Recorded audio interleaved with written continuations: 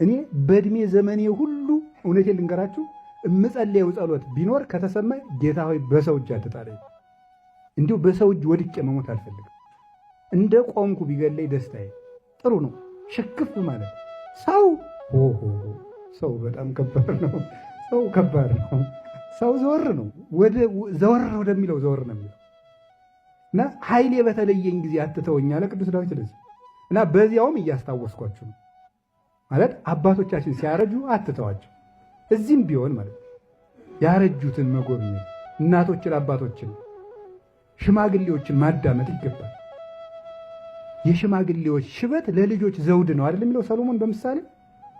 የሽማግሌዎች ሽበት ለልጆች ዘውድ ነው፣ ክብር ነው። ለሽማግሌ ክብር መስጠት፣ ጠያቂ የሌላቸውን ሳለ ወዳጅ ብዙ ነው። እኔ በጣም ይሄንን ብዙ ጊዜ ደጋግሜ ያስተዋልኩት ነገር ነው። በህይወቴ ነው ያስተዋልኩት። አሁን በህይወት አንተ መቼ አርጅተህ ነው እንዳትሉ፣ ኧረ እኔ አላረጀሁም። ግን አንድ ምሳሌ ልንገራችሁ፣ በጣም ይገርመኛል።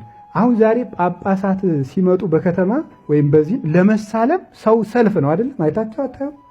አሁን ቢባርኩን ምን አለ ምቀኞች ምንላለን አይደል? በዳር ሁነን እንደውም ቆይ ደክሟቸዋል ምናምን የሚለን ሰው ልጭ አድርገን ነው የምንሰድበው። ማለት ምቀኛው ቅናታቸው እኮ ነው። አሁን አይ ምናምን እያልን እንሄዳለን። ይገርመኛል። ታመው ግን ሆስፒታል ሲወርቁ አንድ የሚጠይቃቸው የለም። 3-4 ጳጳሳትን አይቻለሁ። ሲያረጁ የሚጠይቃቸው የለም።